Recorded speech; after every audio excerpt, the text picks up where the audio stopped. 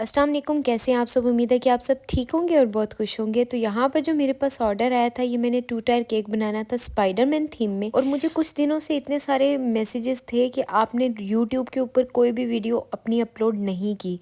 तो कुछ मसरूफियात की वजह से मैंने एक वीडियो जो थी वो एडिट भी नहीं कर सकी थी और ना ही मैं कोई वीडियो पोस्ट कर सकी थी। इसके अलावा जो मेरे से बहुत ज़्यादा सवाल पूछा जाता है वो ये पूछा जाता है कि आप ग्राम्स में बताती हैं, वो कप्स में बताएं। तो कप्स के अंदर भी मैंने इस दफ़ा सारा आपको बता दिया। अच्छा, यहाँ पर मैंने 2 स्पंज बेक करने थे, एक चॉकलेट फ्लेवर में और एक मैंने बनाना था वनीला फ्लेवर में। चॉकलेट फ्लेवर के अंदर मैंने बनाना था 2 पाउंड्स का केक, वनीला फ्लेवर में मैंने बनाना था 3 पाउंड्स का, यानी टोटल 5 पाउंड्स के अंदर मुझे कवर करना था। लेकिन मैंने 5 से ज़्यादा ही बनाया था बैटर, क्योंकि मुझे था कि थोड़ा सा स्पंज हैवी रहे। चॉकलेट फ्लेवर के लिए मैंने बेसिकली मैदे में से 3 जो थे वो टेबल स्पून भर के निकाले थे और उसमें कोको पाउडर ऐड कर दिया था और मैंने इसको बेक होने के लिए रख दिया था। उसके बाद मैंने जो वनीला स्पंज था उसको भी यहाँ पर सारी मेजरमेंट मैंने इसके आगे कवर कर दिया। और एक और चीज़ जो मेरे से बहुत ज़्यादा पूछी जाती थी वो ये है कि आपने जो चॉकलेट स्पंज बनाती हैं उसके जो मोल्ड है, मोल्ड मैंने यहाँ पर जो उसका लिया चॉकलेट के लिए लिया वो मैंने लिया 7 इंचज़ का, और वो जो 3 पाउंड्स के लिए लिया वो मैंने लिया है तकरीबन 10 इंचज़ का। और यहाँ पर मैंने ये दोनों जो थे स्पंज बना के तो इनको ठंडा होने के लिए रख दिया था। और इनको इतना मैंने अंडों को बीट किया था कि ये जो थे अंडे जो थे वो अच्छे से जो है वो फ्लफ़ी से हो जाएं। उसके बाद मैंने ये वाला जो फॉन्डेंट वाला काम है ना, ये मैंने रात को करके रख दिया था।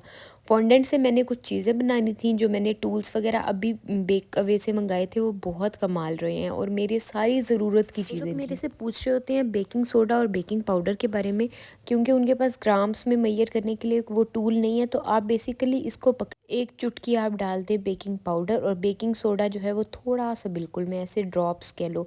अच्छा, उसके अलावा जो अब सर्दियाँ तो जल्दी फॉन्डेंट जो है वो हो जाता है अच्छे से ना, वरना जब सर्दियाँ नहीं थी तो गर्मियों के अंदर इसको एक दिन पहले इस वजह से बना के रखते थे क्योंकि ये अच्छे से ज़रा वो ड्राई हो जाता है और जो है वो ऊपर स्टिक हो जाता है। उनको तो केक बहुत अच्छा लगा था, चॉकलेट वाला भी और वनीला भी।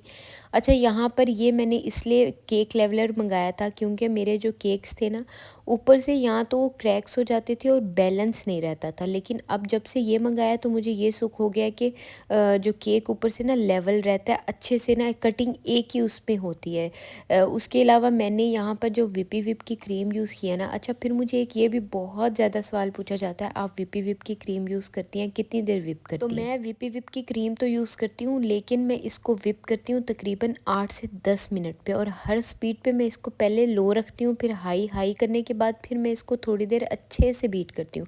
अच्छा, मेरे साथ यहाँ पर ये सीन हुआ कि ऊपर का जो लेवल था ना, वो ऊपर का कलर जो था वो मुझे रेड रखना था। अच्छा, लेकिन मैं जो है वो ज़्यादा कलर्स वगैरह ऐड नहीं करती क्योंकि बच्चे जो हैं वो और मैं तो इनको ना पहले बता देती हूँ कि भाई बच्चों के लिए अगर फॉन्डेंट के लिए कुछ बनवाना है तो वो सिर्फ आप नेम वगैरह ही लिखवा लें, क्योंकि फॉन्डेंट ना तो खाया जाता है और बच्चों के लिए वैसे भी हेल्दी नहीं है। अच्छा, फिर मैंने यहाँ पर इन दोनों को एक दूसरे पे रख के तो मैंने इसको जो है ना वो थोड़ी देर के लिए फ्रिज में रखा। उसके बाद मैंने इसके ऊपर सारे केक टॉपर्स लगा दिए। तो ये थी जी इसकी फ़ाइनल शक्ल। आप लोग बताइएगा केक कैसा बना है।